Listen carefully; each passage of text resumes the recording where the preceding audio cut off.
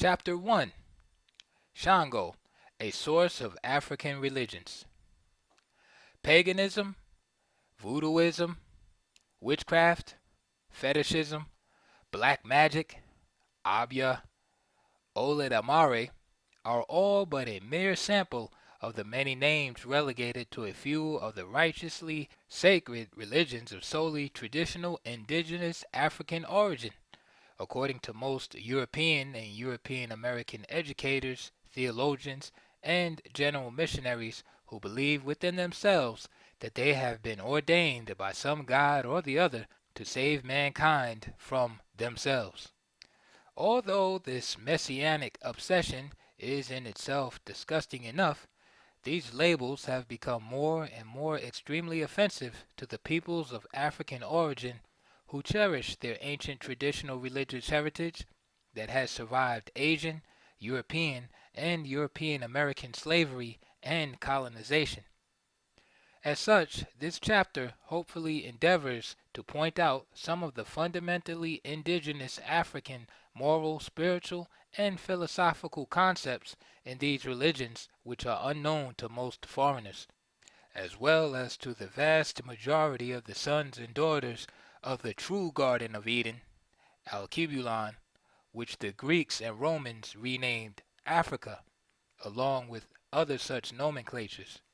Subsequent to the dawn of Zinjanthropus boisei, approximately 750,000 BCE, and possibly before this date, the indigenous African peoples, the so-called Negroes, Bantus, Bushmen, Hottentots, and others bearing such labels of inferiority status placed upon them by their slave masters and colonizers from Asia and Europe, have been honoring a superior force or being.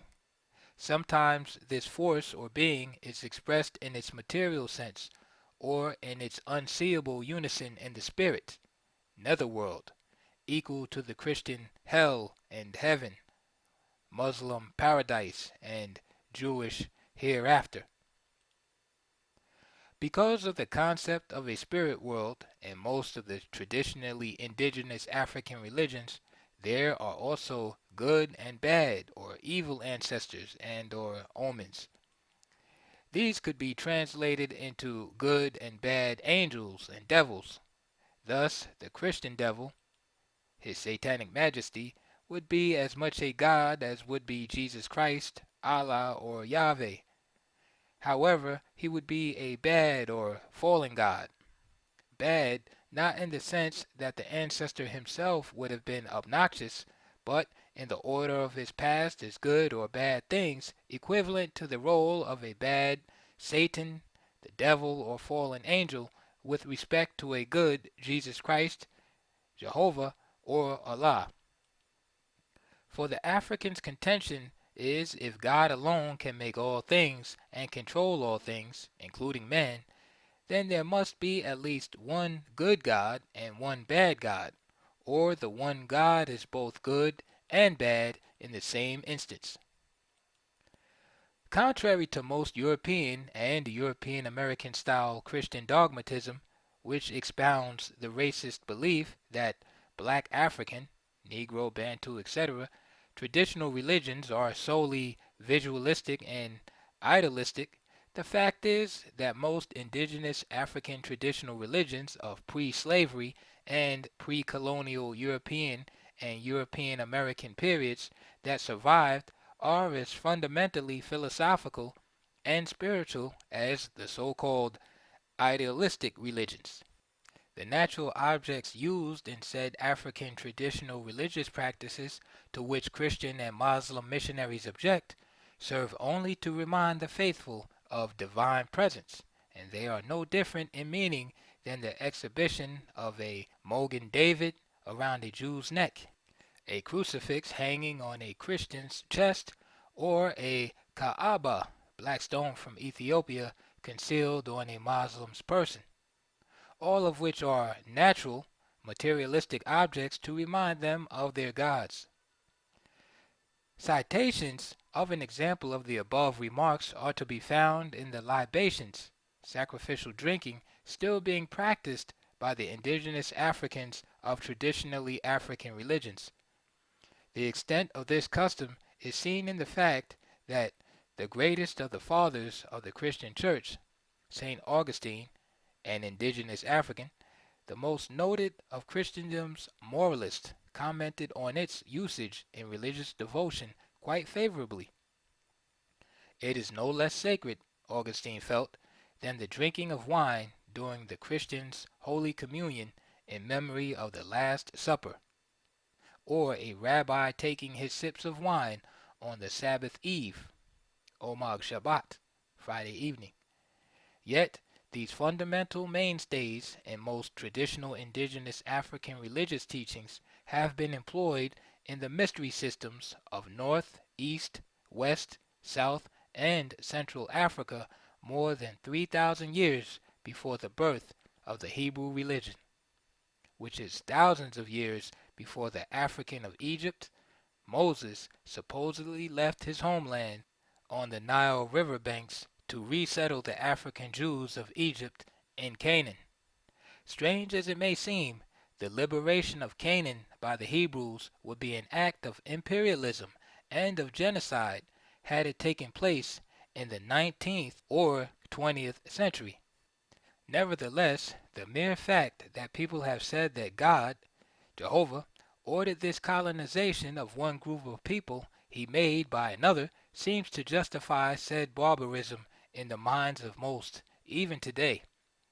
If the Egyptians should claim that God ordered them into the same area taken from the Moabites, Hittites, Jebusites, etc., the same as he ordered the Hebrews some time ago, over 3,000 years ago, who will believe them? To say that the indigenous West Africans' involvement in the use of alcoholic beverages, palm wine, for libations, religious invocations, or secular toastings, is the custom of pagans and the uncivilized, which is too often said, is to label equally all Westerners who drink wine ceremoniously in Hebrew or Christian rituals of being guilty of the same. Then is it godly when a white man drinks wine in a church or synagogue, but ungodly in the case of a black man? In voodoo ceremonies, libation marks the period when certain rituals begin and others end. For example, the libation ritual during the ceremony that precedes the placing of sacrificial foods on the main altar, Bagai, Holy of Holies, before the prayer of sacrifice, also marks the entrance of the Papa Loa, high priest. This custom is as common among the African Haitians as it is among the Waidas of West Africa. In Christian ceremonies, especially during Holy Communion, it is customary for the attendants, mass boys, priests, etc., to set the altar with bread, host, in preparation of the recital of a pagan ritual that demands, "Take ye and eat this, Christ's body, etc. For wine, alcohol it is. Drink ye this, Christ's blood, etc." The priest or minister's first drink, libation, before he dips the host, Christ's body, into the wine, Christ's blood, and calls upon God, Christ's Father, which is similar to invoking the spirit of the Yorubas of West Africa's God, Oladamere, and his Orishas, minor gods. This is clearly stated in the "Take ye this my blood, and drink in my memory," etc., a typically paganistic and cannibalistic ceremony if performed by Africans or African Americans in Voodoo. In this ceremony, not similar to the ancient custom when the Druids of Northern Europe allegedly drank their enemies' blood and ate their brains to capture their spiritual and physical strength. Is there any major difference between the practice when the Papaloa, high priest, who is similar in rank to a Roman Catholic bishop, Protestant archbishop, Jewish chief rabbi, or Muslim grand imam, is aided by his subordinate, priest, and mambo, priestess, at the beginning of the eating of the manjas, sacrificial food, as the Bajian, acolyte or assistant to the high priest, shakes the asan rattle, made from a hollowed gourd with dried corn kernel inside, 3 times, while the members of his congregation respond by bowing their heads. And when a Roman Catholic bishop, in his ceremony during the Holy Communion, or when a priest acts as the bishop's acolyte and shakes the chimer, incense holder, and the chimes signal the congregation to bow their heads in prayer, while in the pursuing moments that follow, the choir softly and solemnly sings as his wine, libation, is carefully poured for him by his acolyte. Bajian. Is the burning of sweet incense in voodoo rituals ungodly, but godly in Jewish, Christian, and Islamic ceremonies? If this is true, then Western religions, incense is the right way, and maybe the choir in their religious ceremonies, with its organ and or piano background music, is also the only one to be rated godly. If Western religions, choirs are the only ones approved by the authorized gods, it is only natural that the voodoo choirs with their background ogun, triangular instruments beaten by sticks, and tambours, series of drums, must be rendered ungodly. Why? Because a group of powerful men, European and European Americans who dominate and control religious propaganda, ordained it so? God, or Vodum, Jehovah, Oladarame, Jesus Christ, Allah, and Babaloa, neither one is less the divinity that enters and seizes the righteous in a Pentecostal, Baptist, or Voodoo ceremony because he or she is called by either one of these names mentioned. In any of the fundamentally so-called saved soul churches of African American and European American sponsorship, one can easily note that voodoo and juju have been co-opted in many of their forms into the Judeo-Christian setting that is common to Christians and Jews in the United States of America. With this phenomenal development, the so-called Negro spiritual is the most common and acceptable paganistic incantation to European American Jews and Christians. Why? Because they see such African incantations, Negro spirituals, as religious entertainment by truly black-faced minstrels, niggers, etc. Are the Negro spirituals in any way a developmental outgrowth of European American style Christianity, or are they not an extension of indigenous African traditional religious chants that underwent European and European American style Jewish and Christian influences? The latter is definitely the case. Of course, this conclusion will be very heatedly denied by those who wish not to be labeled, among other things, pagans, savages, uncivilized, cannibals, etc., but the fact still remains that juju, voodoo, witchcraft, and magic, all basic elements within the so-called Western religions, have been emphasized in the African American, black, owned and controlled synagogues, churches, and mosques. The history of the African Americans' belated entrance into European American style Christian Protestantism and Roman Catholicism is in itself evidence that the Africans, who were at the time shadow slaves of European and European American Jewish and Christian slave masters, were not wanted by the in-groups, the slave masters. Could it have been possible that those Africans who were not aware of the fact that their fellow indigenous Africans, such as Moses, St. Augustine, Bilal, and others, primarily made Judaism, Christianity, and Islam the mass organizations they are, would have adopted the existing forms of religious worship their slave masters were using to enslave them in toto? Not at all so. The mere fact that they were forcibly excluded from all forms of Jewish, Christian, and Islamic Western religions, religious worship, and that they were even persecuted and prosecuted for any attempt at practicing either on their own, is further prima facie evidence that there is a distinctly different Judaism, Christianity, and Islam developed by the African Americans that is not attributable and or applicable to and by European Americans. The uniqueness of their common eating habits represents no major differences between the two groups. For example, the African American was forced to develop an appetite for chitterling, ham hock, pig's ears, tails, and feet. Why?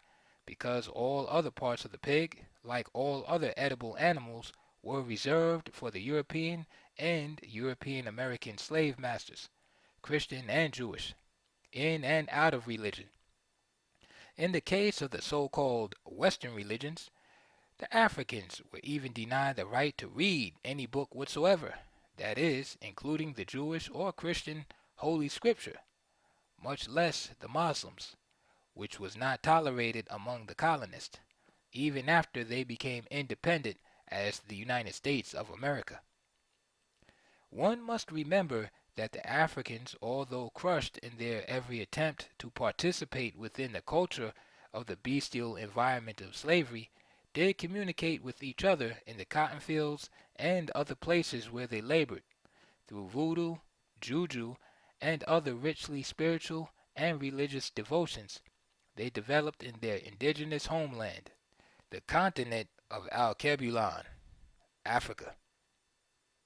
The bestiality of the slave masters further made them learn each other's religious songs and chants.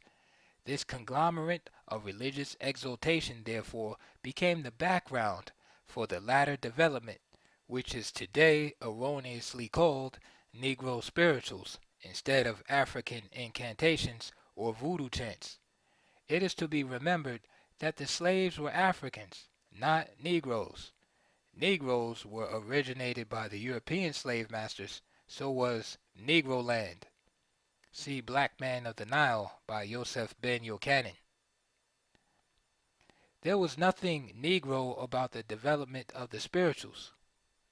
They were developed by millions of Africans, not one of whom was a free man, not one a citizen, not one a human being under the laws of Great Britain up until 1776 CE. Neither were they so considered after the American War of Independence from Great Britain, nor after their federal constitution was written, and from thence through the 14th Amendment of said document in 1885 CE, and to a very great extent, not even today, in 1970, more than 350 years after the first group of Africans were brought to the United States of America as indentured and chattel slaves.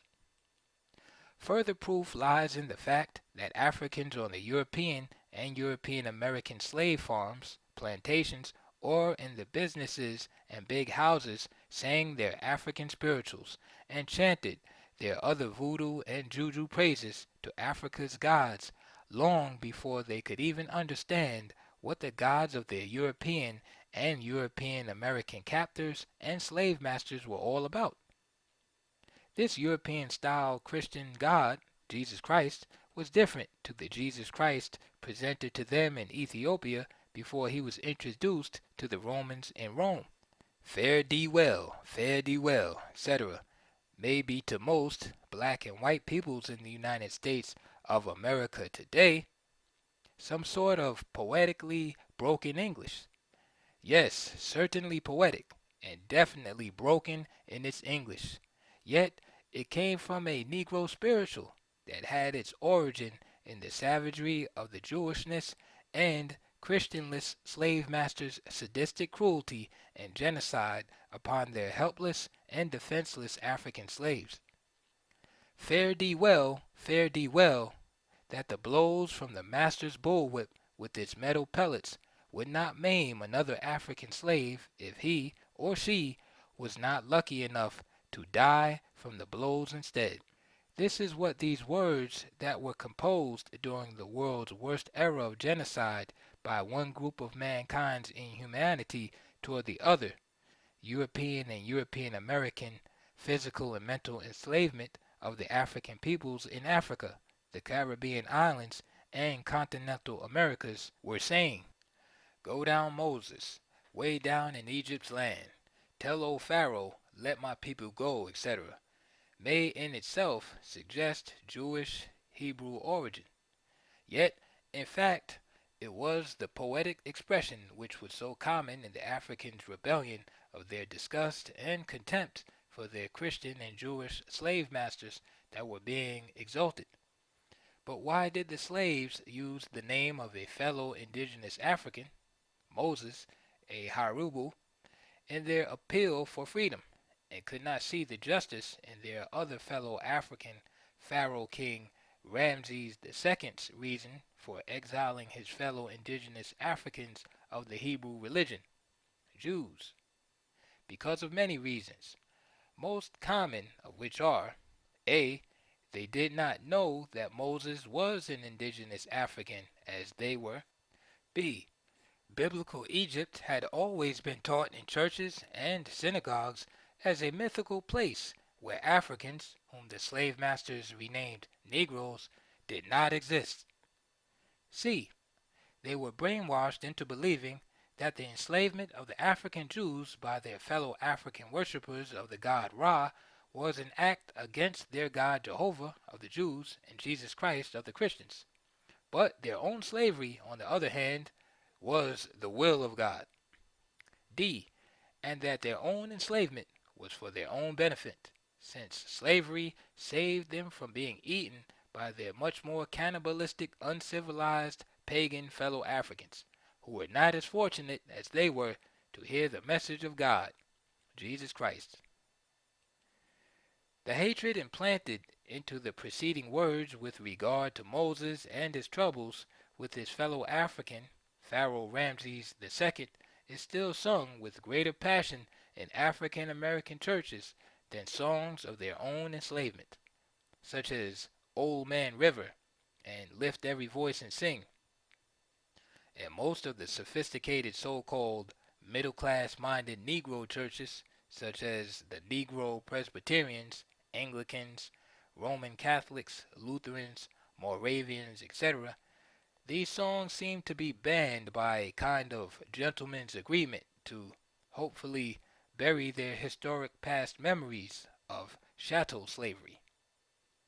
In this manner, the beneficiaries of slavery, their slave masters' descendants, can easily forget the fact that the slave's labor which created said wealth goes still unpaid. Lift Every Voice and Sing, etc., begins the once famous Negro national anthem that was composed by the late African American James Weldon Johnson. However, it is still being sung among the less sophisticated African Americans, blacks, who find no solace in its continued exclusion in European America. But today it too has become a part of the voodoo and juju African American spiritual of the Cultural Revolution. It too has been relegated to be sung only upon occasions when the African American is overshadowed by some white cloud of misery, such as the cold-blooded murders of the minister Malcolm X, El Haj Malik Shabazz, and the Reverend Dr. Martin Luther King. But it must also give way to the much more popular "When I die, I'm gonna walk all over God's heaven, heaven, heaven," etc., when the fallen brother or sister African American is a close and personal friend or blood relative. Why? Because the latter song preaches resignation and satisfaction with slavery, whereas the former slightly suggests a bit of protest on the part of a people who are still in their state of mental slavery, yet conscious enough to muster a bit of protest in their struggle for self-esteem. Voodoo and juju chants and testimonials can be heard in the preaching of the last Sermon on the Mount that echoed, free at last, great God Almighty, I'm free at last. I've been up to the mountain top, and I've seen the promised land," etc. But with a crashing, booming bang from an assassin's weapon of violence, the life of the man on the mountain, a byproduct of voodoo and juju, along with European and European Americanized Judeo-Christianity, the Reverend Dr. Martin Luther King Jr. was free at last.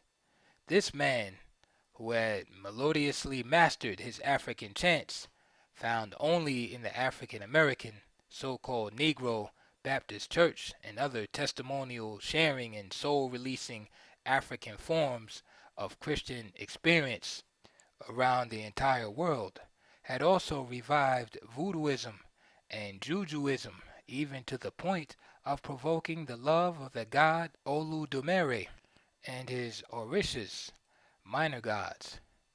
This analysis may not find many believers in its proclamations, but the fact remains that Dr. King was typical in his approach as any voodoo preacher of today.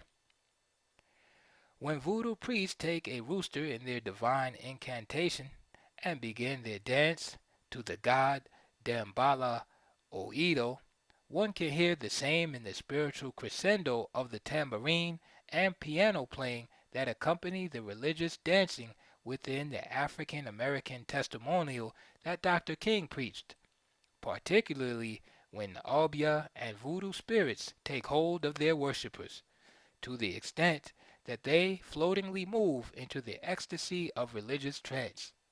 This form of voodooistic involvement has been adopted by thousands of European Americans of varied branches of Christianity, which are today called sects by their much more sophisticated brethren, who prefer to maintain their emotionless, dried-up middle-class analytical teachings of self-proclaimed theologians and philosophers, who teach beyond and above the understanding of their parishioners, mainly to show their academic skills rather than deal with their followers' earthly needs. Soul, this overplayed and maligned exotic word, has been removed from its voodoo origin into an old black magic and witchcraft night-clubbing atmosphere, and from there to the more popular and contemporary but most contemptible meaning of black comedy. Yet soul was the original expression used in the religious ceremonial dance that once entered in a debased form the European American entertainment world from the Caribbean as the Limbo dance. The Limbo, a religious ceremonial dance performed by the priest of the Obeah rites in preparation for the adoration ceremonies adulating masculinity before the initiation proceedings of a young boy to be circumcised and start his road into manhood, is as sacred as a Jewish bar mitzvah or a Christian first communion. In this ceremonial exhibition, it is said that man displays his greatest sense of power in his ability to coordinate in perfect unison his mind and body in graciously rhythmic movements, and as such reach perfect meditation with his God through the intervention of ancestral spirits from the spirit world. But why did the overlords and slave masters from Europe and Britain ban the Limbo in Africa and the Caribbean islands? Because they feared its paganistic immorality and the black magic it was supposed to emit. They saw it as a form of heathenism, of course, with a bit of cannibalism thrown in for good measure.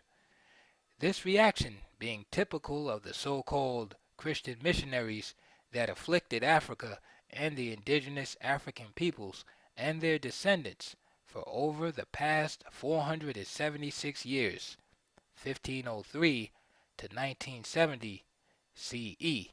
Footnote: 1503 or 1506 CE or Christian era was the year the Right Reverend Bishop Bartolome de las Casas of the Roman Catholic Church had the King and Queen of Spain and the Pope in Rome institute the infamous slave trade, their first victims being Moors who had refused to become Christians after they were toppled by the Christians. The first number to be sent to Las Casas was 4,000. The original slave port was located on the island of Haiti, which the Spaniards had already renamed Hispaniola. End of footnote. In general, that which is presently called Limbo dance came down to contemporary African Americans by way of African Christianity, which was adopted after Christianity was infused with Jujuism and Voodooism in West Africa and the Caribbean islands before its arrival in the United States of America. Is it not strange that in saved soul or sanctified dancing the dancer's knees are never crossed? Yes, but only to those who do not know that crossing the knees in a voodoo dance is as much sacrilegious as one trying to do a goose step during a Jewish or Christian religious procession before the Ark of the Covenant or the altar of communion. The history of this most sacred religious tradition came down to the African American and the African Caribbean from generations succeeding generations through action, even though not a single word was permitted to be written down, all of which was inspired by God, the African god, Voodoo. One sees the same corollary in the Jewish, Christian, and Muslim traditional religious dances or movements of the priests, rabbis, ministers, and imams. This tradition, the Limbo dance, is as much the order of a god of Africa, through his inspired holy prophets that were called upon by his angels, as the gods of Europe and Asia who called upon Abraham, Moses, Jesus Christ, and Muhammad? Or is it that God too is guilty of racism, and that he, she, or it could never call upon an African to be one of the prophets? Maybe it is that Oludamere, the god of the Yoruba and millions more of West Africa, is not the equal of Jehovah, Jesus Christ, or Allah. If the European and European American can see beyond his or her own narrow belief that he alone is perfect, and that mankind did not have to call upon him to save humanity for any god whatsoever, then and only then is it possible for him to see the influence juju, voodoo, magic, abya, witchcraft, and most other forms of other people's religion and God that preceded the creation of Judaism, Christianity, and Islam had on them in their own beginning and now. In his book, Bantu Philosophy, the late Roman Catholic priest Placide Temples wrote, "In search of a Bantu philosophy. 1. Life and death determine human behavior. It has been often remarked that a European who has given up during his life all practices of the Christian religion quickly returns to a Christian viewpoint when suffering or pain raise the problem of the preservation and survival or the loss and destruction of his being. Many skeptics turn in their last moments to seek in the ancient Christian teaching of the West the practical answer to the problem of redemption or destruction. Suffering and death are ever the two great apostles who lead many wanderers in Europe at their last moments to our traditional Christian wisdom. In the same way, among our Bantu, we see the Evoluyu, the civilized, even the Christians, return to their former ways of behavior whenever they are overtaken by moral lassitude, danger, or suffering. They do so because their ancestors left them their practical solution of the great problem of humanity, the problem of life and death, of salvation or destruction. The Bantu, only converted or civilized superficially, return at the instance of determining force to the behavior activistically dictated to them.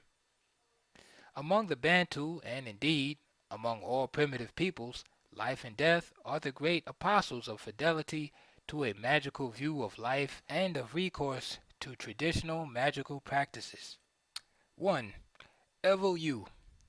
I preserve this term untranslated for lack of a suitable English equivalent. It signifies those who have passed out of the traditional ways of life and thought of their own ethnic group and have taken over those of the West.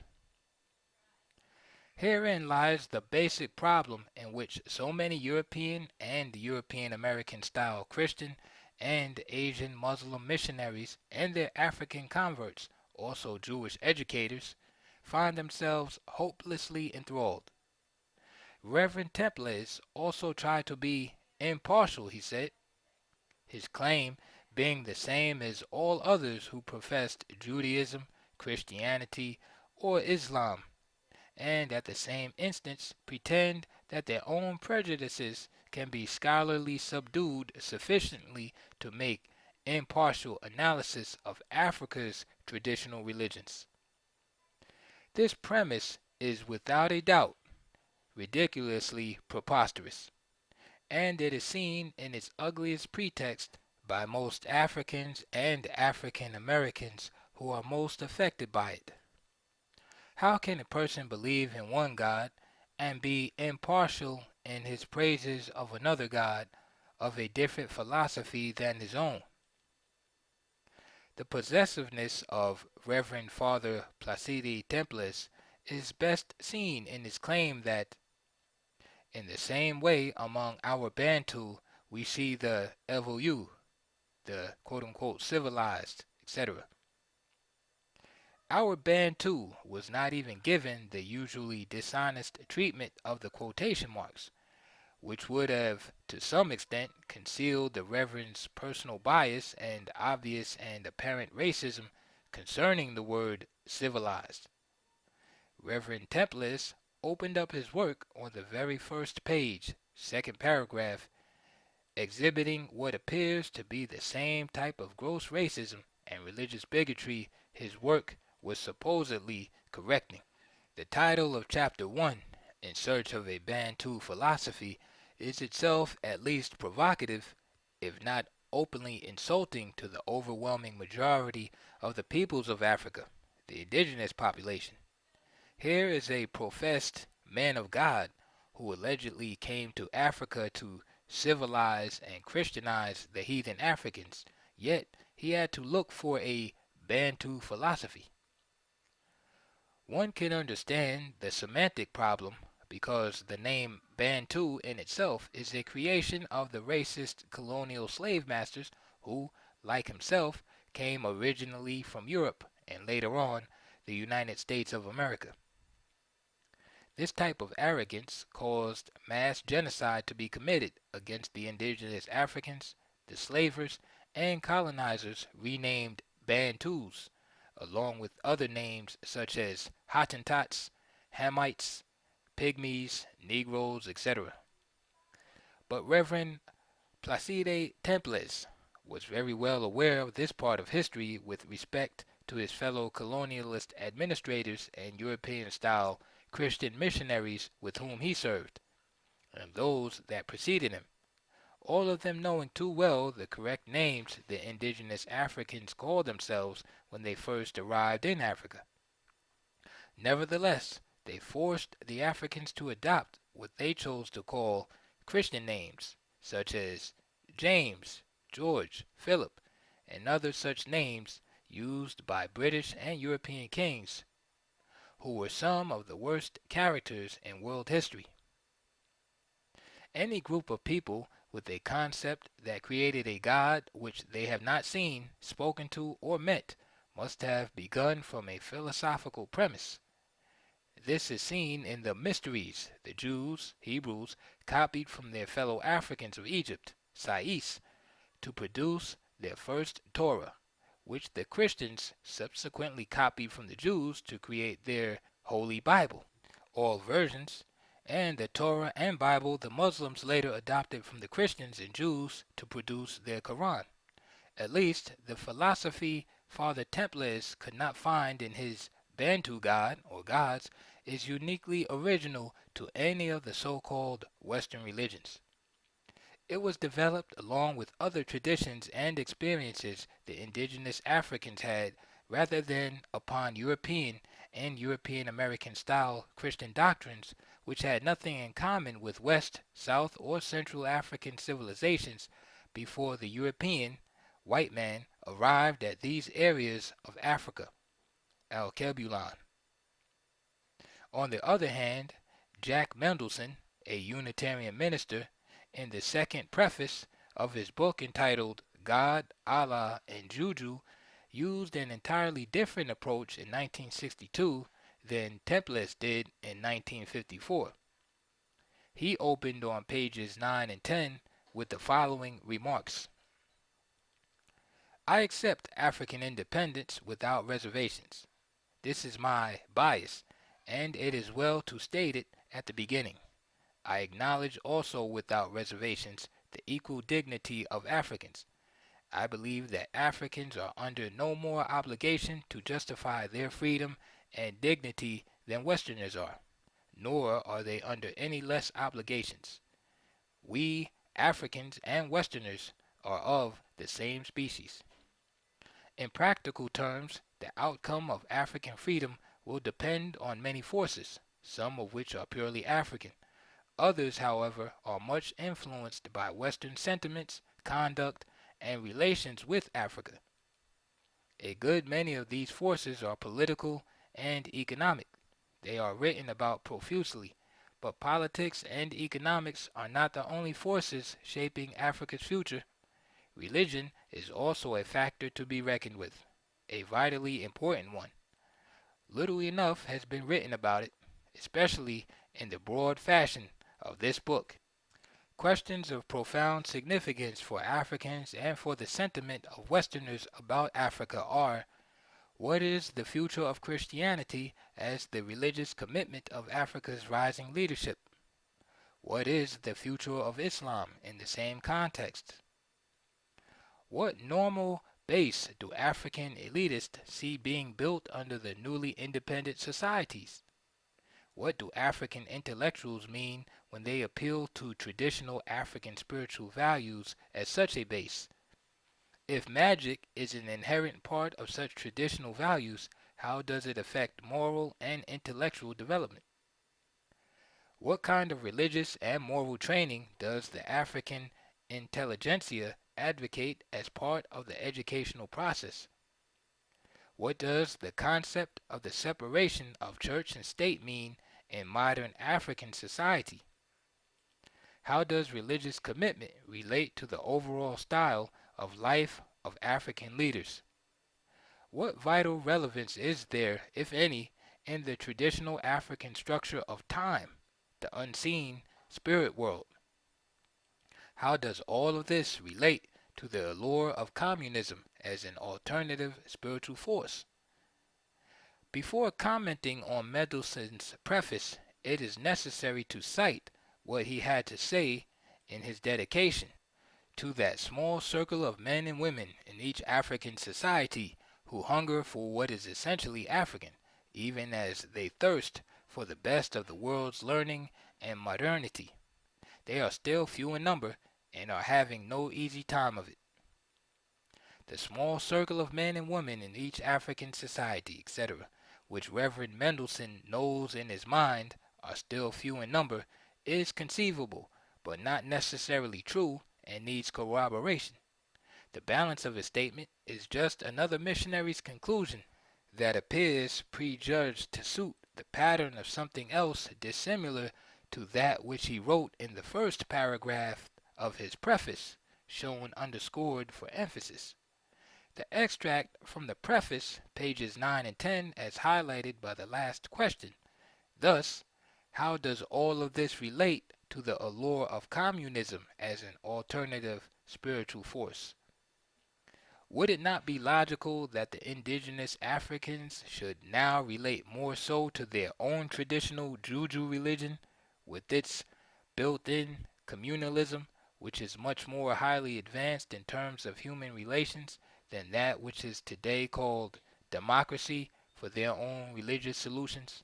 Why is the question In relation to the Africans' freedom, always communism more than capitalism, Islam, Judaism, or Christianity, including Unitarianism, neither of which is conducive to any of the indigenous African civilizations in existence. Each of these foreign isms has had at least 400 years in Africa, except communism, to prove itself in the eyes of the Africans, and has utterly failed. On pages 21 and 22, Reverend Mendelssohn stated the following: What of the Christian missionary movement? Its slow but steady progress has now run headlong into the New Africa. The charges leveled against it are both humorous and biting. In their freewheeling moods, young Africans never seem to tire of retelling the old chestnut. The missionaries came to us and said, "We want to teach you to pray." "Good," we said.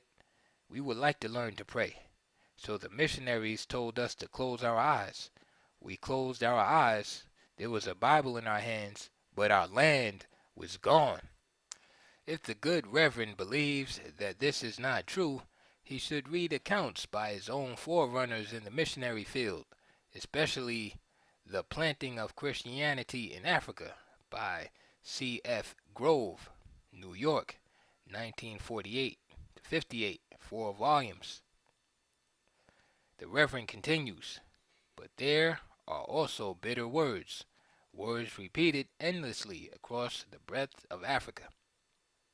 The Christian missionary movement was an attempt to quench the African spirit.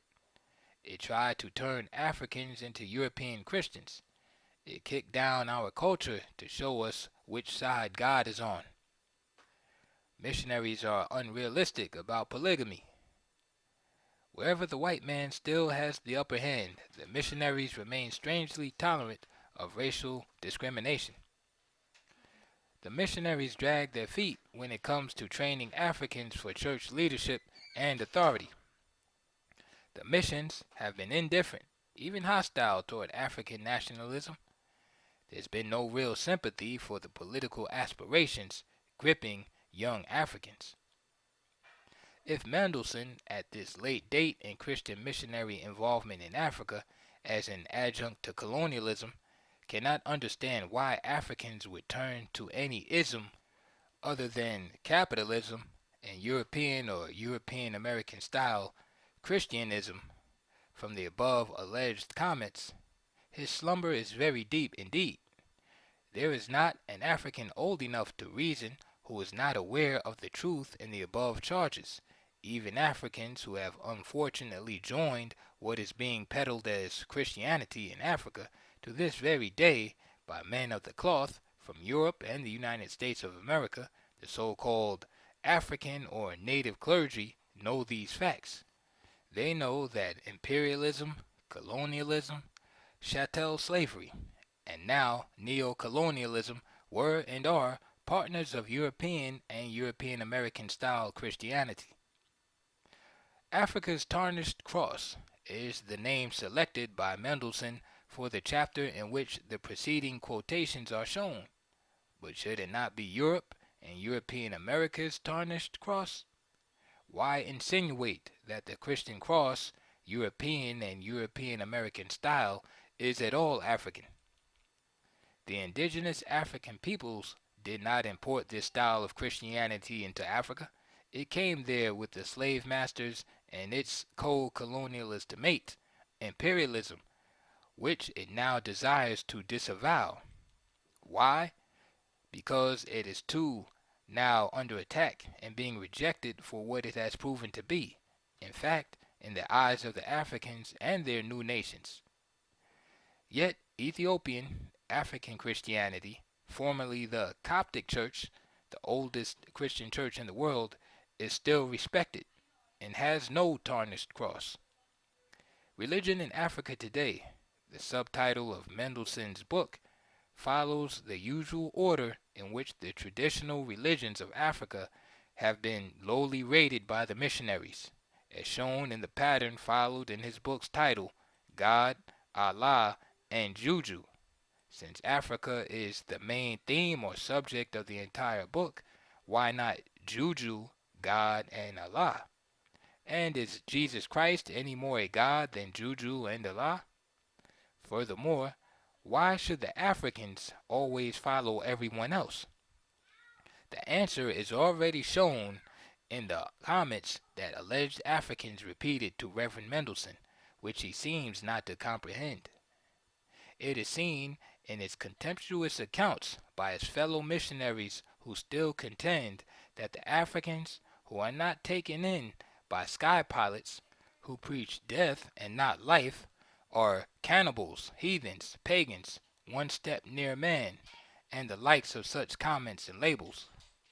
Commenting on the expulsion of the French Roman Catholic bishop, the Right Reverend Gerard de Milleville, who got booted from the Republic of Guinea August 25, 1962, by President Sékou Touré after he had served 16 years of indulgence and support of French colonialism without once ever opposing it, and 4 years after the people of Guinea, under the leadership of their president, won their independence from France, which he could not adjust to, Mendelssohn stated on pages 165 and 166 the following: this but one more in a continuing line of flaring signals indicating that the Christian missionary enterprise in Africa is in serious trouble. Regardless of how valuable the missionary contribution to Africa has been and might continue to be, the sentiment spreads among African leaders that the effort is no longer appropriate to their continent. One must needs say that Mendelssohn believes that the African leadership at one time or another considered European and European American style Christian missionaries appropriate. He may be surprised to know that they are there not because they were or are appropriate, instead because they were and still are supported by the military might of the nations of Europe that imposed them upon the indigenous African peoples, and that this imposition was used to stomp out many indigenous traditional African religions of thousands of years' duration. He continues, nonetheless, missionaries should not feel despondent about this, say Africans. The intellectual and religious loaves they have cast upon the waters have returned in the form of nationalism and our determination to run our own affairs. In that sense, missionaries have done their job well, and we thank them. Their devotion, including often enough even the sacrifice of their lives, has built schools and hospitals and widened the horizons of our religious beliefs. Still, they must go. Not that the needs of Africa in education, medicine, and spiritual growth are now met. Far from it. Unfortunately, Reverend Mendelssohn did not identify any of the Africans who supposedly made these profound statements of praises for the missionaries. Africans who were not aware of the systems of education in Africa before the coming of the white man from Europe and later the Americas in search of food, medicine, education, and other means of human comforts. But again, the quotation marks act to remove the Reverend's own reactions, apparently only. However, his remarks seem to be in response to President Touré's statement of August 27, 1961, in which he said, "No Catholic prelate will be accredited to Guinea unless he is an African."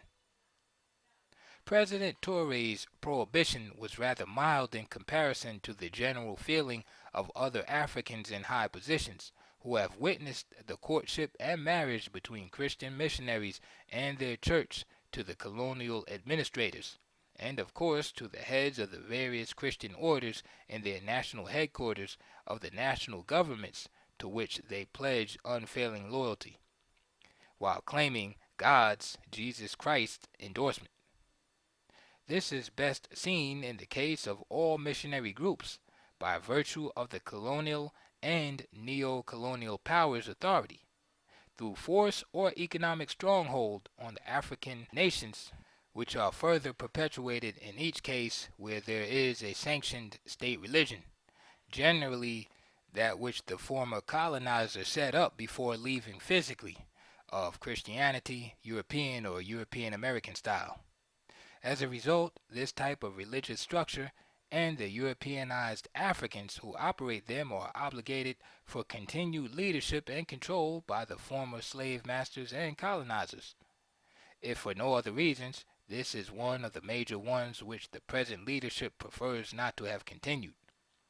Unfortunately, the Reverend Mendelssohn is not the only Christian who wants to see Christianity in Africa at all cost, irrespective of the African's opinion about it. Like most of his colleagues, the missionary sees new hospitals, schools, medicine, and other such material values being of greater importance to the Africans than the price the Africans had to pay for these things. This is providing one is to accept a position that the Africans had none of these facilities before colonialism. It would be foolish to take time in refuting this ancient colonialist Tarzan and Jane type of Stanley and Livingstone mythology. One has to learn that the re-Africanization of African things that were Europeanized for over 400 years also includes the so-called Western religions, and in particular those which are still being passed off as Christianity, which in reality are nothing more than the religious accommodation of what is also called today Western democracy, or the free world system of economic individualism. Again, it is quite unfortunate that the Africans are so much underrated by communists and capitalists alike, each believing that his way is the only way to the answer to mankind's problem, each forgetting that each man, including Africans, can think for himself, and that it was gunpowder, not Jesus Christ, Allah, Jehovah, Marx, Mao, or any other god that made the African slaves for over 400 years. Therefore, the African god Olodumare, once more in the history of Africa, becomes as much a recognized supreme being in Nigeria and other parts of Africa as the gods Jehovah, Allah, and Jesus Christ are elsewhere, and as they were in Africa from the beginning of the infamous slave trade until political independence in Africa, a fact which too many Christian missionaries cannot yet accept. This recognition is actually saying that Olorum is the master of the netherworld, owner of heaven, as much as Jesus Christ, Jehovah, and or Allah. And of course, that he also rules over every man in the universe from his joyous heaven, just as he maintains a wretched spirit world for those that fail Oludumare. Also that Olodumare is the God over all other gods. Yes, this the Africans of this religion hold true, according to their God-inspired men. A noted African scholar and author dealt with this same problem in the following dialogue. You say that there is one supreme God who made heaven and earth, said Acuna on one of Mr. Brown's visits. We also believe in him and call him Chukwu. He made all the world and the other gods. There are no other gods, said Mr. Brown. Chukwu is the only god, and all the others are false. You carve a piece of wood, like that one. He pointed at the rafters from which Acuna's carved Nkanga hung, and you call it a god, but it is still a piece of wood. Yes, said Acuna, it is indeed a piece of wood. The tree from which it came was made by Chukwu, as indeed all minor gods were, but he made them for his messengers, so that we could approach him through them. It is like yourself. You are the head of the church.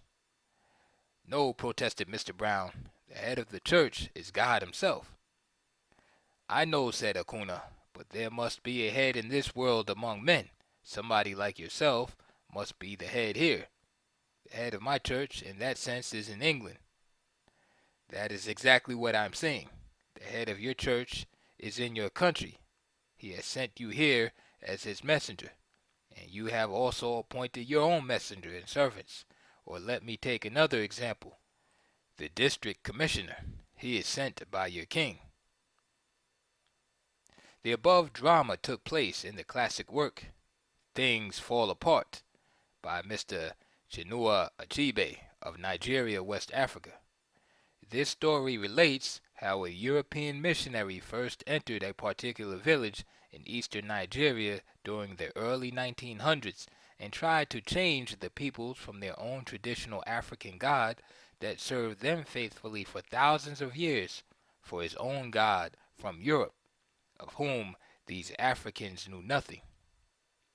It also deals with the value of the living oracle, prophet in African life, as against the belief in appealing to saints, dead people, in European and European American style Christianity.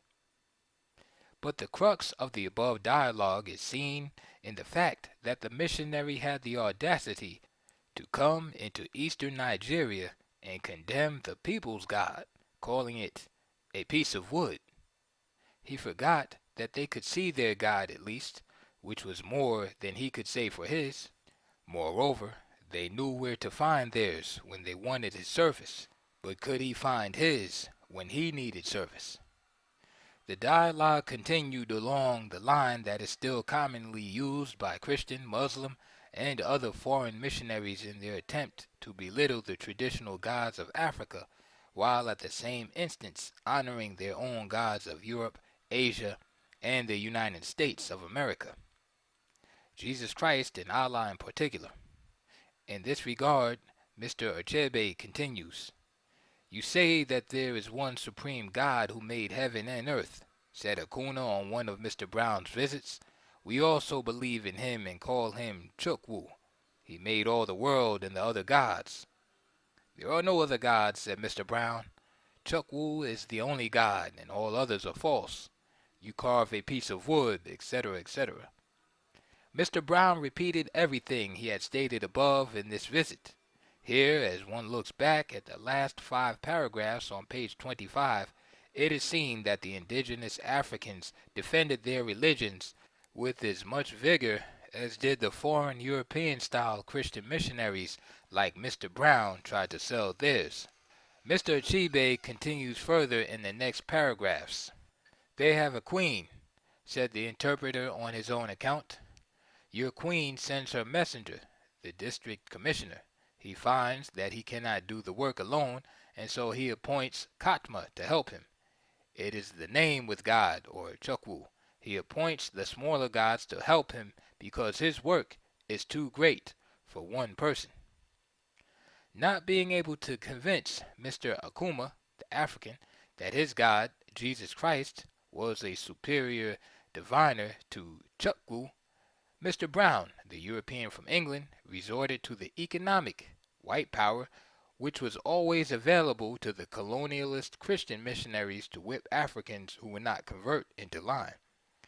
This method, or forced conversion, was always used when missionaries' logic about their European-styled blind Jesus Christ failed to convince and convert the Africans through nonviolent persuasion. Mr. Achebe continues, "In this way, Mr. Brown learned a good deal about the religion of the clan, and he came to the conclusion that a frontal attack on it would not succeed, and so he built a school and a little hospital in Umufia. He went from family to family, begging people to send their children to his school, but at first they only sent their slaves or sometimes their lazy children. Mr. Brown begged and argued and prophesied. He said that the leaders of the land in the future would be men and women who had learned to read and write. If Umufia failed to send her children to the school, strangers would come from other places to rule them. They could already see that happening in the native court, where the DC was surrounded by strangers who spoke his tongue. Most of these strangers came from the distant town of Umuru, on the bank of the great river where the white man first went." In the end, Mr. Brown's arguments began to have an effect. More people came and learned in his school, and he encouraged them with gifts of singlets and towels. They were not all young, these people who came to learn. Some of them were 30 years old or more. They worked on their farms in the morning and went to school in the afternoons. And it was not long before the people began to say that the white man's medicine was quick and working. Mr. Brown's school produced quick results. A few months in it were enough to make one a court messenger or a court clerk. Those who stayed longer became teachers, and from Umufia laborers went forth into the Lord's vineyard. New churches were established in the surrounding villages, and a few schools with them. From the beginning, religion and education went hand in hand. Mr. Brown's mission grew from strength to strength. Because of its link with the new administration, it earned a new social prestige. But Mr. Brown himself was breaking down in health. At first he ignored the warning signs, but in the end, Mr. Brown had to leave his flock, sad and broken. Religion and education went hand in hand. These are the words Mr. Achebe used to describe the manner in which Mr. Brown was able to capture the affectation of the Africans to his God, Jesus Christ. In other words, if the Africans wanted to eat, they had to have the required education and skills of their imposed colonialist masters in the new government. To secure such needed food and educational skills, they were forced to fall into the waiting, outstretched arms of the missionaries whose religion, European-style Christianity, they had rejected. They were caught by the age-old African proverb that says, "Jumping from the log to the fire is a fatal solution to the problem." One is to assume that the European God, Jesus Christ in this specific case, inspired his missionaries to use whatever violation of his Ten Commandments, which Moses was supposed to have received on Mount Sinai, but in fact co-opted from the negative confessions, they felt fitting in any conversion situation, providing it led to the acquisition of new converts. This was the preferred manner in which God, Jesus Christ, and Allah won converts from the gods, Juju, Oludumare, Chukwu, and others in every part of Africa from the beginning of the slave trade to the present late 20th century.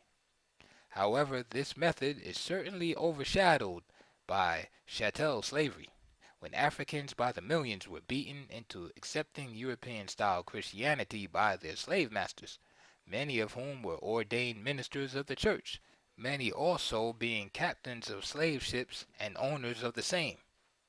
The most notorious of the slave ship owners and captains was the Reverend John Hawkins of the Church of England, Anglican Church, whose flagship was named Jesus Christ de Lubeck. But one must remember that there was also another European-style missionary, the Most Reverend Bishop Bartolomeo de las Casas of the Roman Catholic Church, who, in circa 1503 or 1506 CE, was responsible for the institution of slave trading from Africa to the New World.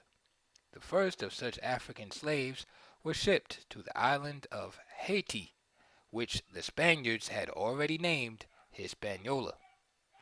Looking back to the Reverend Placide Temple's book, Bantu Philosophy, one sees certain fundamentals which are said to be the basis for Juju, Voodoo, Shango, Dambala Quedo, and all other African, European, Asian, and American religions. Yet they cannot be accepted as such by European and European American religionists. Why? Because one man sees the other man's God or religion as being inferior to his own. His God is no better than his own image of himself. If he feels that an African is less than a European or European American, he must also assume that his God must have also made the same conclusion. Therefore, the Jews are the chosen people for Jews and Christian alike.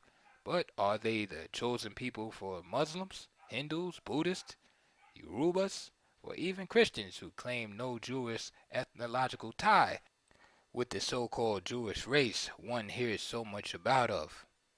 Emphatically not. In conjunction with this point of view, the Reverend Placide Temples noted, quote, "The white man, a new phenomenon in the Bantu world, could be conceived only according to pre-existing categories of Bantu thought. He was, therefore, incorporated into the universe of forces in the position therein which was congruent with the logic of the Bantu ontology. The technological skill of the white man impressed the Bantu. The white man seemed to be the master of great natural forces. It had, therefore, to be admitted that the white man was an elder, a superior human force, surpassing the vital force of all Africans. The vital force of the white man is such that against the manja, or the application of active natural forces as the disposition of Africans, was without effect. End quote. Herein lies a basic error on Temple's part. He obviously underestimated the ethics of the Africans, which he, like all of the other colonialists, called Bantus. Hospitality to all strangers, in which reverence for another's religion is too often mistaken by foreign missionaries as being the African's expression of fear. The same holds true for any foreigner in their midst, who may be able to perform material feats, which they have not yet done. Outlining what he chooses to call the general laws of vital causability, Temples listed the following. 1. Man, living or deceased, can directly reinforce or diminish the being of another man. Such vital influence is possible from man to man. It is indeed necessarily effective as between the progenitor, superior vital force, and his progeny, an inferior force. This interaction does not occur only when the recipient object is endowed, in respect of the endowing subject, with a superior force which he may achieve of himself, or some vital external influence, or especially by the action of God. Footnote: Temples was himself a quote-unquote white man. He was only expressing his own chosen people's myth. Did not the so-called Bantu have a color like the white man? Should the Africans he called Bantus not be called black men? Is it not true that white is as much a color as black? Why this type of racism in religion? End of footnote. 2. The vital human force can directly influence inferior force beings, animals, vegetables, or minerals, in their being itself. 3. A rational being, spirit, names, or living, can indirectly have an effect upon another rational being by communicating his vital influence to an inferior force, animal, vegetable, or mineral, through the intermediary of which it influences the rational being. This influence will also have the character of a necessarily effective action, save only when the object is inherently the stronger force, or is reinforced by the influence of some third party, or preserves himself by recourse to inferior forces exceeding those which his enemy is employing. Temples had to journey all the way to Africa and involve himself in a major study in order that he might understand if there is a philosophical basis for any African traditional religion. Upon what basis could the Africans rest their traditional religions other than a spiritual philosophy? However, Temples type of missionaries are still active in the Harlems of the United States of America, as they are still frequented by so-called Christian and Islamic missionaries, all of whom express freely their utter contempt for the African Americans' right to practice voodoo, magic, and juju as they are presently practiced in the thousands of storefront churches, where oracles, called prophets, chant Christian songs, dispense voodoo herbs, and conduct burnt offerings while they make anointing oils, all of which one can find in the Hebrew, Jewish Torah, Christian Holy Bible, and Muslim Quran. While sweet burnt incense fills the air of the storefront churches, and oracles move into their incantations to communicate with the spirit world, the words are Christian, but the ceremony voodoo. The blessing of charms and anointment with oils and myrrh, are as much voodooistic as they are Judaic, Christian, or Islamic. The third book of Moses, Leviticus, speaks of the paganistic burnt offerings, which are in every sense the same as in most voodoo, juju, and Shango or Abia feast. Thus Leviticus states, 1. The Lord called Moses and spoke to him from the tent of meeting, saying, Speak to the people of Israel, and say to them, When any man of you brings an offering to the Lord, you shall bring your offering of cattle from the herd or from the flock. 3. If his offering is a burnt offering from the herd, he shall offer a male without blemish. He shall offer it at the door of the tent of meeting, that he may be accepted before the Lord. He shall lay his hand upon the head of the burnt offering, and it shall be accepted for him to make atonement for him. Then he shall kill the bull before the Lord, and Aaron's sons, the priest, shall present the blood, and throw the blood around about against the altar, that is, at the door of the tent of meeting. And he shall flay the burnt offering, and cut it into pieces. And the sons of Aaron, the priest, shall put fire on the altar, and lay wood in order upon the fire. And Aaron's sons, the priest, shall lay the pieces, the head and the fat, in order upon the wood that is on the altar. But its entrails and its legs he shall wash with water.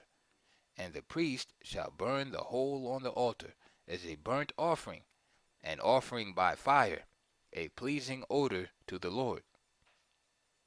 If his gift for a burnt offering is from the flock, from the sheep or goats, he shall offer a male without blemish, and he shall kill it on the north side of the altar before the Lord, and Aaron's sons, the priest, shall throw its blood against the altar around about, and he shall cut it into pieces, with its head and its fat, and the priest shall lay them in order upon the wood that is on the fire upon the altar.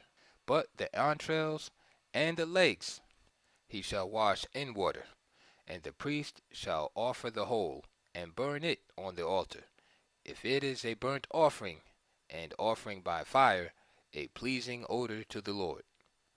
In Leviticus, under the law of peace offerings, it is also written, If he brings a lamb as his offering for a sin offering, he shall bring a female without blemish, and lay his hand upon the head of the sin offering, and kill it for a sin offering in the place where they kill the burnt offering. Then the priest shall take some of the blood of the sin offering with his finger, and put it on the horns of the altar of the burnt offering, and pour out the rest of its blood at the base of the altar. And all its fat he shall remove, as the fat of the lamb is removed from the sacrifice of peace offerings, and the priest shall burn it on the altar, upon the offerings by fire to the Lord. And the priest shall make atonement for him for the sin which he has committed, and he shall be forgiven. In the United States of America, palms are still being burned as burnt offerings on Ash Wednesday of each year, and the sign of the crucifix painted with ashes from the palm on the forehead of each of the faithful in a quote-unquote pagan ceremony that is older than the Christian religion. The ceremony of the burnt offering and burnt palms are as old as the origin of its voodoo origin. Just as the sacrifice of the first male lamb of its unblemished mother was an ancient Egyptian ceremonial tradition for cleansing the soul, thousands of years before an Egyptian named Moses even knew he was going to be born, much less receive a set of laws at Mount Sinai. This ceremony is equal to the rooster that is sacrificed to the god Dambala Quedo in Voodooism, or the god Oludumare of the Yoruba religion, to please his Orishas, minor gods. In the book African Mythology, the author Reverend Godfrey Parinder states that the Dogons of Western Africa, around the bend of the Niger River, south of Tombouctou, Timbuktu or Timbuktu, have a religion that is comparable in mythology and spirituality to Judaism, Christianity, and Islam, the so-called Western religions. Explaining the Dogon's religion, which Reverend Parinder said was revealed to him by one of their sages, named Ogetemele, on permission from the elders, headmen, he wrote, "In the beginning of the one God, Amma created the sun and moon like pots. His first invention. The sun is white hot and surrounded by 8 rings of red copper, and the moon is the same shape with rings of white copper. The stars came from pellets of clay that Amma flung into space. To create the earth, he squeezed a lump of clay, as he had done for the stars, and threw it into space. There it spread out flat, with the north at the top, and its members branched out in different directions like the body, lying flat with its face upward. Amma was lonely and drew near to the female earth to unite himself with it, but his passage was barred by a red termite hill. He cut this down, and unison took place, but the interference made it defective, and instead of twins being born, which would have been natural, a jackal was born instead. This jackal was a trouble to him afterwards. The myth justifies female circumcision, which is practiced by the Dogon and many other African peoples. There was further union between God and earth, and twins were born. They were like water and green in color. Their top half was human, and the bottom half snake-like.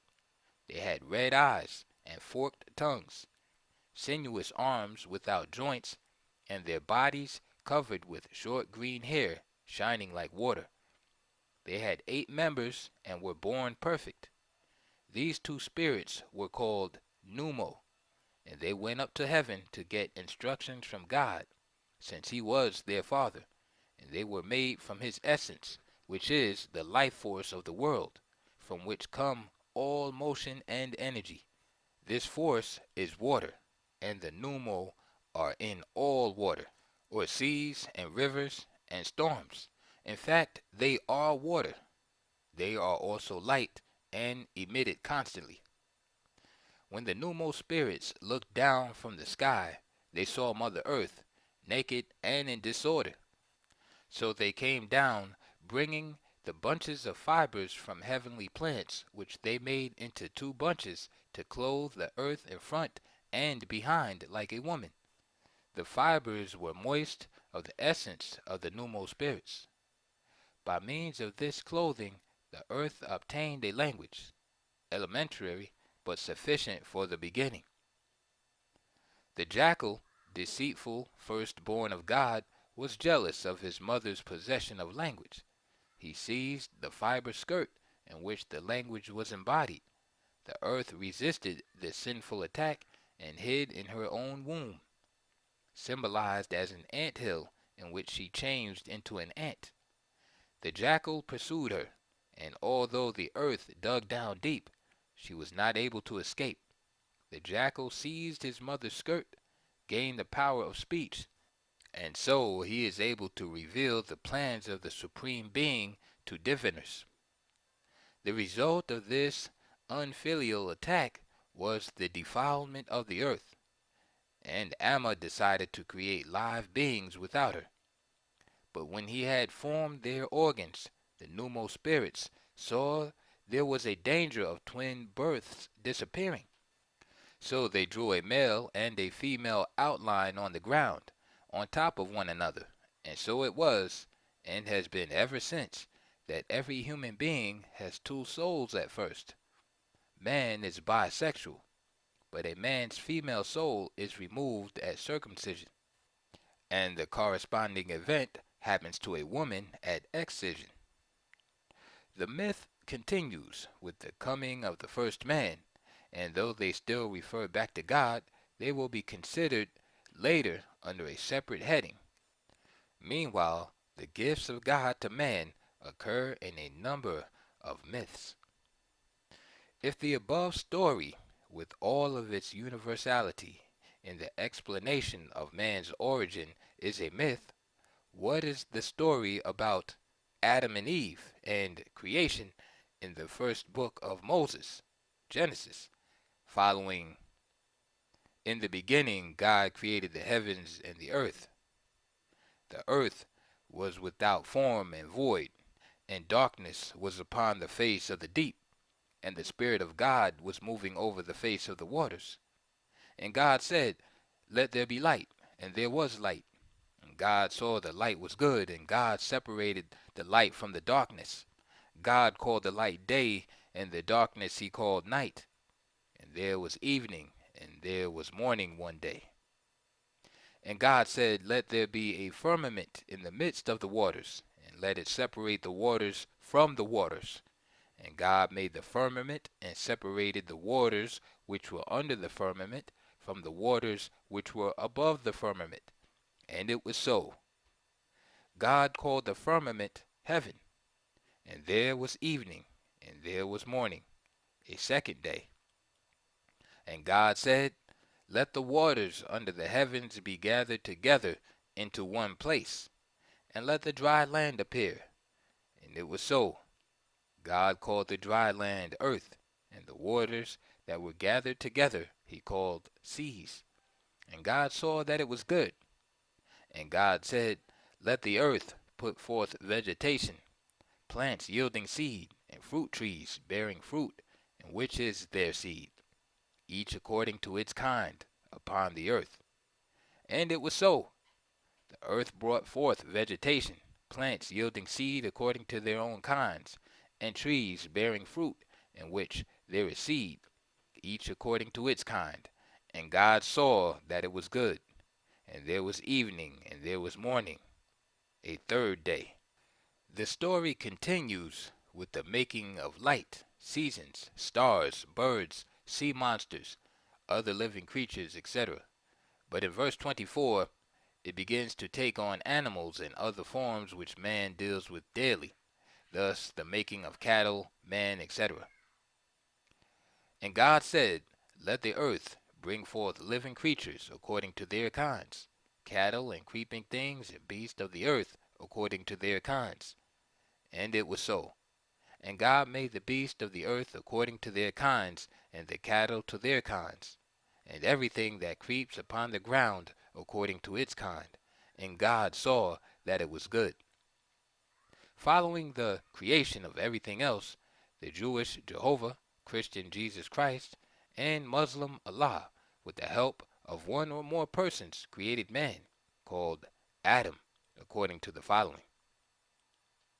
Then God said, Let us make man in our image, after our own likeness, and let him have dominion over the fish of the sea, and over the birds of the air, and over the cattle, and over all the earth, and over every creeping thing that creeps upon the earth. So God created man in his own image. In the image of God he created him. Male and female he created them. And God blessed them.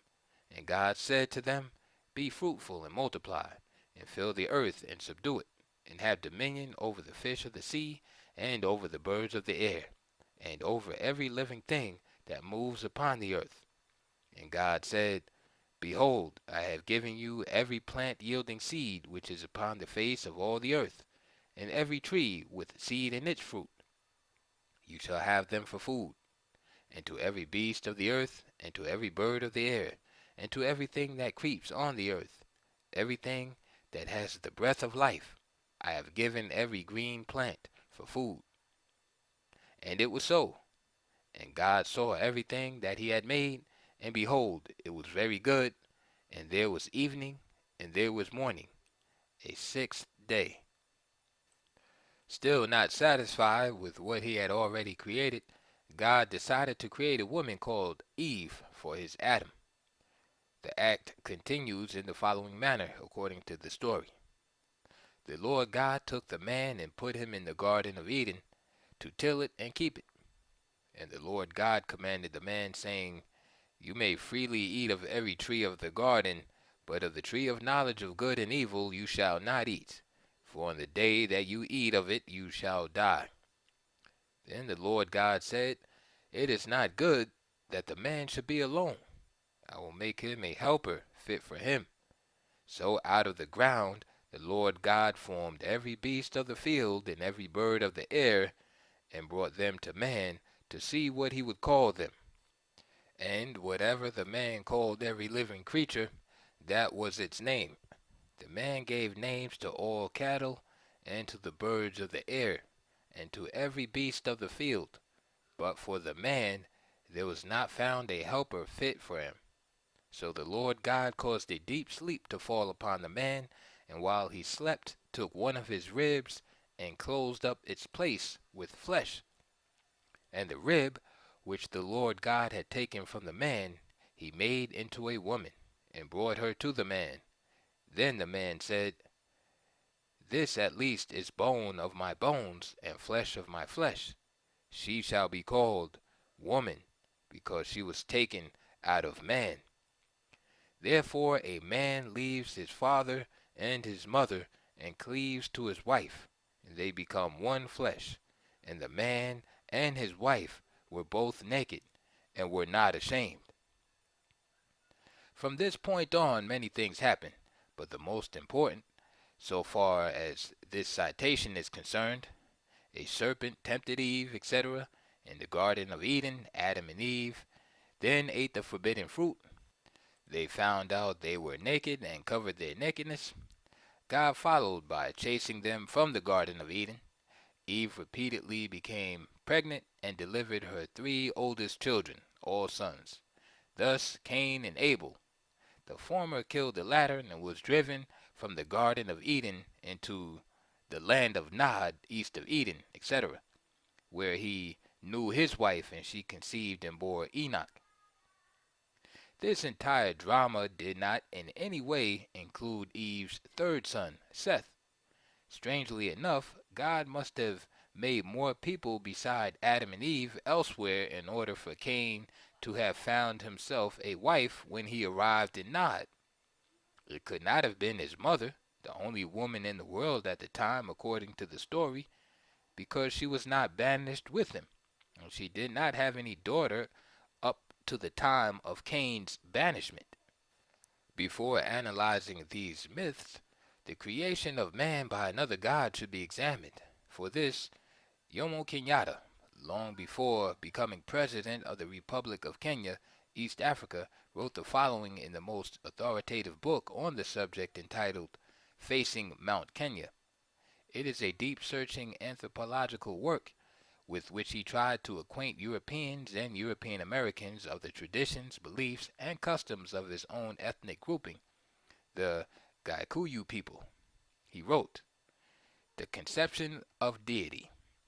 The Gikuyu believes in one God, Nagai, the creator and giver of all things. He has no father, mother, or companion of any kind. His work is done in solitude. He loves or hates people according to their behavior. The Creator lives in the sky. But his temporary homes on earth, situated on the mountains, where he may rest during his visits. The visits are made with a view to carrying out a kind of general inspection, and to bring blessings and punishments to the people. The common name used in speaking of the Supreme Being is Nagai. This name is used by 3 neighboring tribes, the Maasai, the Gikuyu, and Wakamba. In prayers and sacrifices, Nagai is addressed by the Gikuyu as Mwene Nayaga, possessor of brightness. This name is associated with Kere Nayaga, the Gikuyu name for Mount Kenya, which means that which possesses brightness, or mountain of brightness. The mountain of brightness is believed by the Gikuyu to be the Nagai's official resting place, and in their prayers they turn towards Kere Nagai, and with their hands raised toward it, they offer their sacrifices, taking the mountain to be the holy earthly dwelling place of Nagai. The being thus described cannot be seen by ordinary mortal eyes. He is a distant being, and takes but little interest in individuals in their daily walks of life. Yet, at the crisis of their lives, he is invariably called upon. At the birth, initiation, marriage, and death of every Gikuyu, communication is established on his behalf with Ngai. The ceremonies for these four events leave no doubt as to the importance of the spiritual assistance which is essential to them. Of the Gaikuyu's holy place, which is the equivalent indeed of any Hebrew synagogue, Christian church, or Islamic mosque, Mr. Kenyatta wrote, apart from the official abode of Mwene Nayaga at Kere Nayaga on the north, there are minor homes such as the Kia Njahe, the mountain of the big rain, on the east, Kia Mbiro Ioro, the mountain of clear sky, on the south, Kia Nyandarara, the mountain of sleeping place or hides, on the west.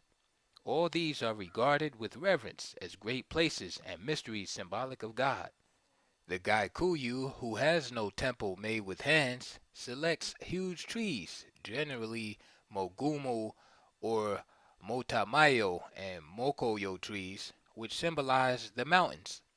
Under these trees he worships and makes his sacrifices to Mwene Mayaga. These sacred trees are regarded in the same manner as most Christians regard churches, as the house of God. On the origin of the Gaikuyu people, Mr. Kenyatta stated, according to the tribal legend, we are told that in the beginning of things, when mankind started to populate the earth, the man, Gikuyu, the founder of the tribe, was called by the Mogai, the divider of the universe, and was given as his share the land with the ravines, the rivers, the forest, the game, and all the gifts that the Lord of Nature, Mogai, bestowed on mankind, which he called Kere Nayaga, Mount Kenya, as the resting place when on inspection tour, and as a sign of his wonders. He then took the man Gikuyu to the top of the mountain of mystery and showed him the beauty of the country that Mogai had given him. While still on the top of the mountain, the Mogai pointed out to Gikuyu a spot full of fig trees, Makoyo, right in the center of the country. After the Mogai had shown Gikuyu the panorama of the wonderful land he had been given, he commanded him to descend and establish his homestead on the selected place, which he named Mokowe. Before they parted, Mogai told Gikuyu that whenever he was in need, he should make a sacrifice and raise his hands toward Kere Nyaga, the mountain of mystery, and the Lord of Nature will come to his assistance. Gikuyu did as he was commanded by the Magai, and when he reached the spot, he found that the Mogai had provided him with a beautiful wife, whom Gikuyu named Mumbai, creator or molder. Both lived happily and had 9 daughters and no sons. Gikuyu was very disturbed at not having a male heir. In his despair, he called upon the Mogai to advise him on the situation. He responded quickly and told Gikuyu not to be perturbed, but to have patience, and everything would be done according to his wish. He then commanded him, saying, go and take 1 lamb and 1 kid from your flock. Kill them under the fig tree near your homestead. Pour the blood and the fat of the 2 animals on the trunk of the tree. Then you and your family make a big fire under the tree and burn the meat as a sacrifice to me, your benefactor. When you have done this, take home your wife and daughters. After that, go back to the sacred tree, and there you will find 9 handsome young men who are willing to marry your daughters, under any condition that will please you and your family. Gikuyu did as he was directed by the Mogai, and so it happened that when Gikuyu returned to the sacred tree, there he found the promised 9 young men who greeted him warmly. For a few moments he could not utter a word, for he was overwhelmed with joy. When he had recovered from his emotional excitement, he took the 9 youths to his homestead and introduced them to his family. The strangers were entertained and hospitably treated according to the social custom. A ram was killed, and a millet gruel prepared for their food. While this was being made ready, the youths were taken to a stream nearby to wash their tired limbs. After this, they had their meal and conversed merrily with the family, and then went to bed. Early the next morning, Gikuyu rose and woke the young men to have their morning meal with him. When they finished eating, the question of marriage was discussed. Gikuyu told the young men that if they wished to marry his daughters, he could give his consent only if they agreed to live in his homestead under a matriarchal system. The young men agreed to this condition, for they could not resist the beauty of the Gikuyu daughters, nor the kindness which the family had shown them. This pleased the parents, for they knew that their lack of sons was not going to be recompensed. The daughters, too, were pleased to have male companions, and after a short time all of them were married, and soon established their own family sets. These were joined together under the name of Mabari Ya Moambi, i.e., Mumbi's family group, in honor of their mother, Muimbi. The 9 small families continued to live together, with their parents, Gikuyu and Muambi, acting as the heads of the Mabari Ya Moambi. As time went on, each family increased rapidly, and Gikuyu and Muambi had many grand and great-grandchildren. When Gikuyu and Muambi died, their daughters inherited their movable and immovable property, which they shared equally among them. Further examination of other indigenous traditional African religions should not be necessary at this time.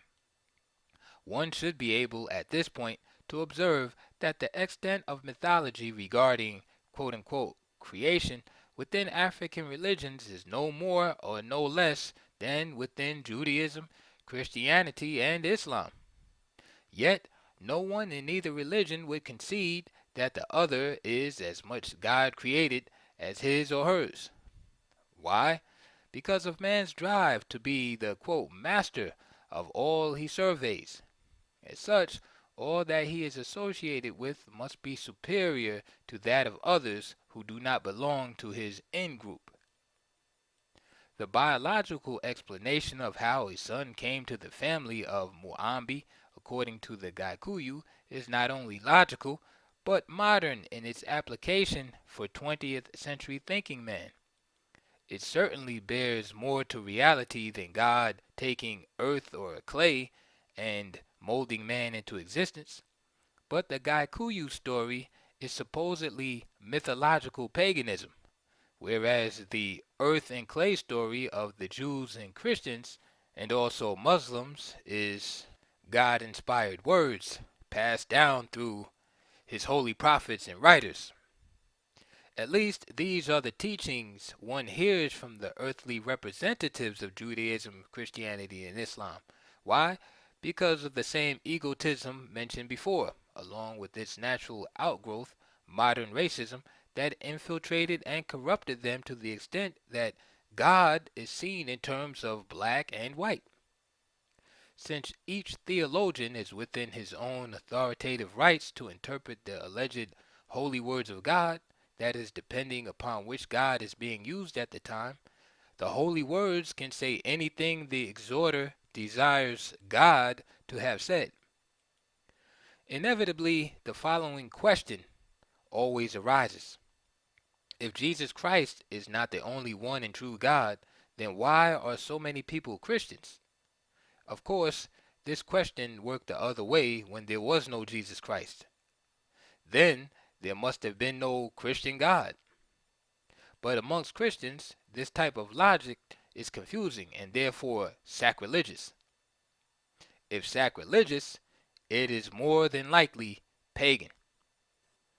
The premise of a good or bad, true or false religion is the cardinal problem which makes it almost impossible for many researchers to report freely and without bias on their findings about the traditional African gods within voodoo, juju, obia, magic, witchcraft, and all other traditional African religions relegated to animism by European and European American style Christian religionists, Jewish chosen people, and Muslim jihadists and other paternal and maternal protectors of their African and African American Negro children.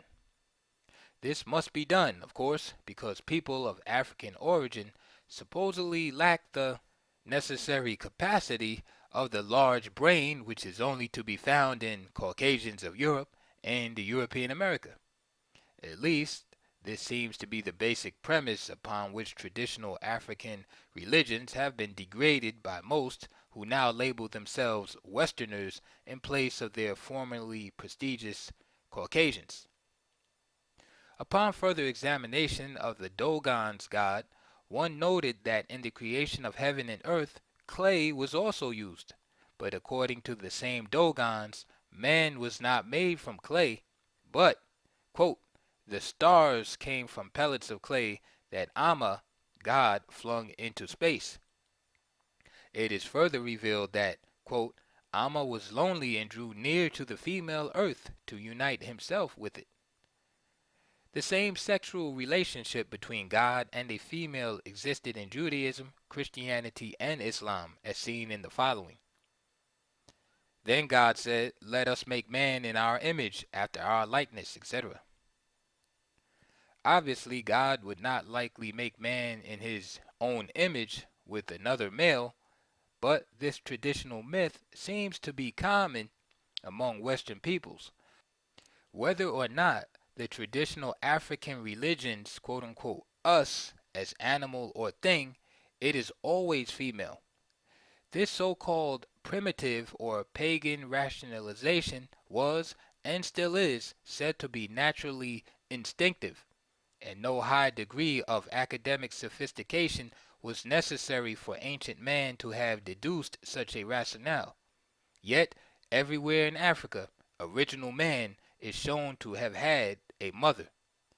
The concept of sacred trees within the religions of the Yorubas of Nigeria, Gikuyu of Kenya, and Bundus of Angola, Twa, the so-called pygmies of the Congo and Burundi, are embodied with soul, because trees do eat, move, and do other things like most animals, man included. As such, most indigenous Africans recognize them as having spirit. This is the reason some Africans can be seen praying for forgiveness whenever they must cut down a tree. This custom gives rise to the reason why most Christian missionaries from Europe and European America mistakenly assume that Africans worship trees. A spirit is not paganistic when Westerners apply it to man. Yet it is when Africans suggest that there is a spirit world in which their ancestors enter after death and which guard them. If God is a spirit, at times, and man is the spitting image of God, then one should easily see why ancestors became spirits in African traditional religions. Obviously, the Africans seem to be employing the same mythological concepts built into the so-called Western religions as written, whereas most Europeans, European Americans, Jews and Christians, and Asians, Muslims, would prefer that said paganistic customs could be extracted from their own religion's holy book. But to do this would leave Christianity, Judaism, and Islam without saints, spirits, prophets, ghosts, angels, and a host of other fantastics which are so commonly found within voodoo, juju, magic, and the entire gamut of what is being called African paganism and animism. And of course, one cannot forget the much more usual terms, heathenism and cannibalism.